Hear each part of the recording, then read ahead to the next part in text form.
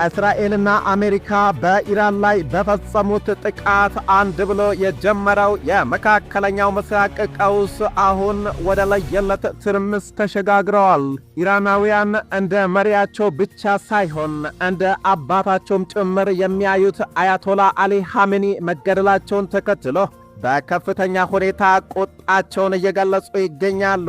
እስራኤል ከአሜሪካ ጋር በመቀናጀት በኢራን ላይ የተመረጡ ወታደራዊ ኢላማዎችን በሚሳኤልና በጦር ጀቶች እየደበደበች ስትሆን፣ ኢራን ደግሞ በበኩሏ በቀጠናው ባሉ የአሜሪካ የጦር ሰፈሮች ላይ የሚሳኤል ናዳ እያወረደች ትገኛለች። በኢራን ላይ የጥቃት ዘመቻ ከተጀመረ በኋላ ባሉት በመጀመሪያዎቹ 24 ሰዓታት ከ1000 በላይ ኢላማዎች ኢራን ውስጥ መመታታቸውን የአሜሪካ ማዕከላዊ እዝ ወይም ሴንትራል ኮማንድ አስታውቋል። የአሜሪካ ጦር ባወጣው መረጃ በኢራን ላይ በወሰዱት ጥቃት ነጥሎ መቺ ቦምብ ጣይ አውሮፕላኖች፣ ድሮኖች፣ ተዋጊ ጀቶችና ጸረ ሚሳኤል ስርዓቶችን ጨምሮ የአሜሪካ ሰራዊት ጥቅም ላይ ያዋላቸው ጦር መሳሪያዎችንም ያካተተ ነው ብሏል። የአሜሪካ ማዕከላዊ እዝ ኢላማ ከተደረጉት ከ1000 በላይ ኢላማዎች መካከል የኢራን የማዘዣና መቆጣጠሪያ ማዕከላት፣ የባሊስቲክ ሚሳኤል ማስወንጨፋ ቦታዎችና የኢራን እስላማዊ አብዮታዊ ዘብ ዋና ጽሕፈት ቤት ይገኙበታል ብሏል።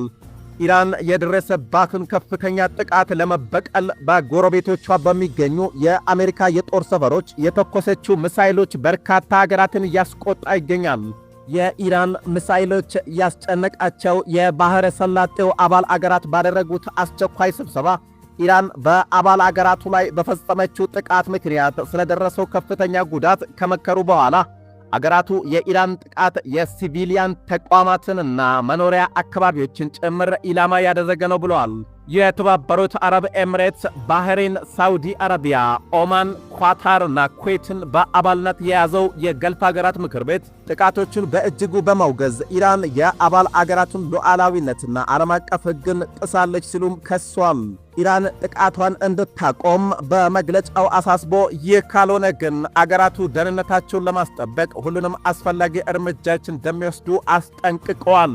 ይህ በእንዲህ እንዳለ በኢራን ይደገፋል ተብሎ የሚነገረው በሊባኖስ የመሸገው ሄዝቦላህ በእስራኤል ላይ የሮኬት ጥቃት መፈጸሙ ተሰማ። ይህንን ተከትሎ እስራኤል በወሰደችው የአጸፋ ምላሽ በሊባኖስ ዋና ከተማ ቤይሩት ውስጥ ከባባድ ፍንዳታዎች እንደተሰሙና ነዋሪዎችም ከተማውን ለቀው እየወጡ እንደሆነ አልጀዚራ ዘግቧል።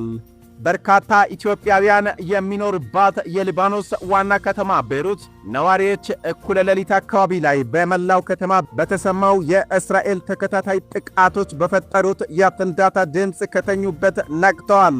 እነዚህ ድምፆች የተሰሙት በኢራን በሚደገፈው ሄዝቦላ የሮኬት ጥቃት የተፈጸመባት እስራኤል የቡድኑ ይዞታዎችን ኢላማ ያደረገ ጥቃት መፈጸም በመጀመሯ ነው ተብሏል።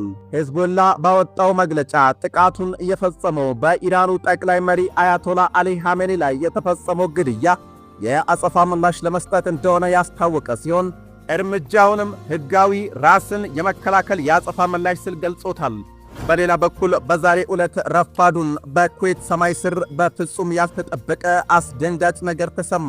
በርካታ የአሜሪካ ተዋጊ አውሮፕላኖች መከስከሳቸውን የአገሪቱ መከላከያ ሚኒስቴር ያስታወቀ በመሆኑ ይህ ነገር የአሜሪካን ጦር በእጅጉ አስደንግጧል።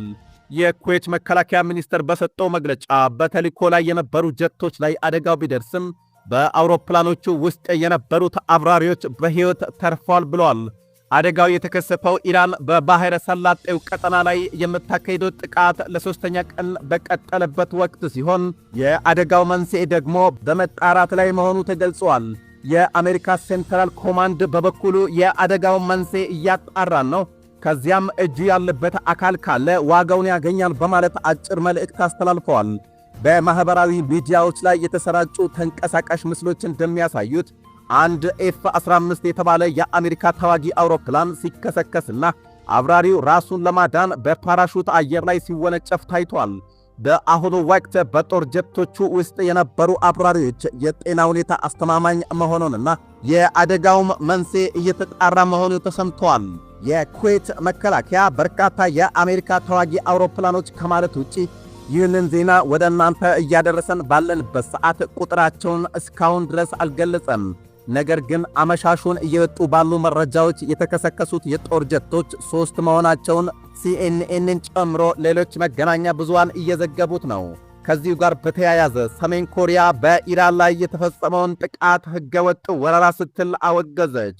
ሰሜን ኮሪያ እስራኤልና አሜሪካ በኢራን ላይ የሰነዘሩት ጥቃት የሀገርን ሉዓላዊነት የጣሰ ሕገወጥ ወረራ ነው ስትል ማውገዟን የአገሪቱ የመንግሥት መገናኛ ብዙሃን ዘግቧል። የሰሜን ኮሪያ የውጭ ጉዳይ ሚኒስትር ቃል አቀባይ በሰጡት መግለጫ የአሜሪካ ወታደራዊ እርምጃ የሀገሪቱን ወሮበላ ባህሪ የሚያሳይና የሚጠበቅ ነበር። በእስራኤልና አሜሪካ የተከፈተው የወረራ ጦርነት በማንኛውም ሁኔታ ተቀባይነት የለውም ብለዋል። የኢራን ከፍተኛ መሪ አያቶላ አሊ ሐሜኒ መገደላቸውን ተከትሎ ጥቃቱ በመካከለኛው ምስራቅ ከፍተኛ አለመረጋጋት ይፈጥራል የሚል ስጋት ነግሷል። የአካባቢው ሀገራት በመካከለኛው ምስራቅ ሰላምና መረጋጋቱን ለመመለስ ኃላፊነታቸውን እንዲወጡ ሰሜን ኮሪያ ጥሪ አቅርባለች። በሌላ በኩል የኢትዮጵያ ጠቅላይ ሚኒስትር አብይ አህመድ በኩዌት ሉዓላዊ ግዛት ላይ የተፈጸመውን ጥቃት አውግዘዋል። ጠቅላይ ሚኒስትር አብይ እሁድ ዕለት ኢራን በኩዌት ላይ የፈጸመችውን ጥቃት ተከትሎ ከኩዌት ልዑል አልጋ ወራሽ ሼክ ሳባ ካሊድ አልሐማድ አልሳባ ጋር በስልክ መወያየታቸው ተሰምተዋል። ጠቅላይ ሚኒስትሩ ከኩዌቱ ልዑል አልጋ ወራሽ ጋር ባደረጉት ውይይት በአገሪቱ ሉዓላዊ ግዛትና የአየር ክልል ላይ የሚፈጸም ጥቃትን በጽኑ ማውገዛቸውን የኩዌት የዜና ወኪል ዘግቧል። ድርጊቱ የዓለም አቀፍ ሕግና የተባበሩት መንግስታት ቻርተር ጥሰት ነው ማለታቸውንና የኩዌት ዜጎችና ተቋማት ላይ የሚደርሱ ጥቃቶችን ማውገዛቸው ተገልጿል። ኢትዮጵያ የኩዌት መንግስትና አመራር የአገሪቱን ሉዓላዊነት መረጋጋትና ደህንነት ለመጠበቅ በሚወስደው ማንኛውም እርምጃ ጠቅላይ ሚኒስትሩ ድጋፋቸውን ገልጸዋል በማለት የኩዌት ሚዲያ ዘግቧል። ኢራን በትናንትናው ዕለት በመካከለኛው ምስራቅ በፈጸመችው ጥቃት በኩዌት የአንድ ሰው ሕይወት ማለፉ ተገልጿል። ኢራን በበርካታ የመካከለኛው ምስራቅ አገራት ላይ ዛሬም ጥቃት የፈጸመች ሲሆን በባህሬን፣ ዱባይ እንዲሁም በኩዌት የአሜሪካ ኤምባሲ አቅራቢያ ፍንዳታዎች መሰማታቸውን የአገሪቱ መገናኛ ብዙሃን ዘግቧል። በመካከለኛው ምስራቅ በአሜሪካ እስራኤልና ኢራን መካከል በሚካሄደው ግጭት ሳቢያ በዓለም ገበያ ላይ የነዳጅ ዋጋ አሻቀበ። የአንድ በርሜል ብሬንት ድፍድፍ ነዳጅ ዋጋ ካለፈው ሳምንት በ9 በመቶ ጨምሮ ዛሬ ወደ 79.41 ዶላር አሻቅበዋል።